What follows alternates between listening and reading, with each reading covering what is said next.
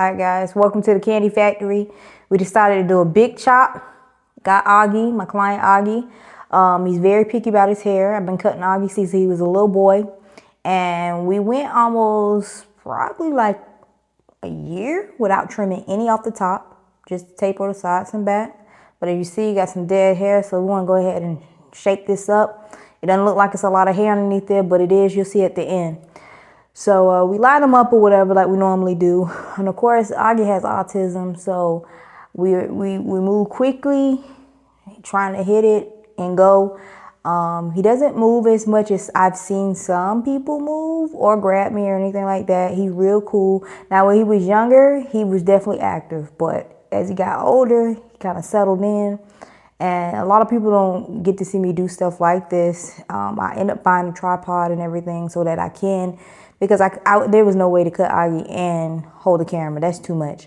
So we do a taper on him, of course, but, you know, trim it, taper it. The clippers definitely ain't biting them, you know, so that's one of the things I look for, especially when cutting anybody. But with Augie, I make sure I use the softer edges on him to make sure that, you know, don't nick him or anything. But so here you're going to see Augie kind of pull away a little bit, just a little bit, because he's trying to watch the television. I got a blue streak on, so I can tell he don't normally do that, but he was into the movies. He loves the movies. So I eventually will turn it towards that so he can watch it. But I'm very picky when it comes to edging. Listen, I'll turn the television off because I like it to be crispy. I like it to be clean. And I definitely want you to get what you're paying for. Because like I said, you know, he's getting older. Haircut prices are a little bit higher, especially for what he gets. So we want to make sure that his mom is the one paying. So especially being a single mom, we definitely want to make sure that it's worth it for him. So yeah, we just taper him out real nice. I do detail work as well as cutting. So sometimes I don't always go back to fix it. I'll fix it right there. But I like to make it crisp. You know, some people do the picture in frame. I do it, but I do it my way.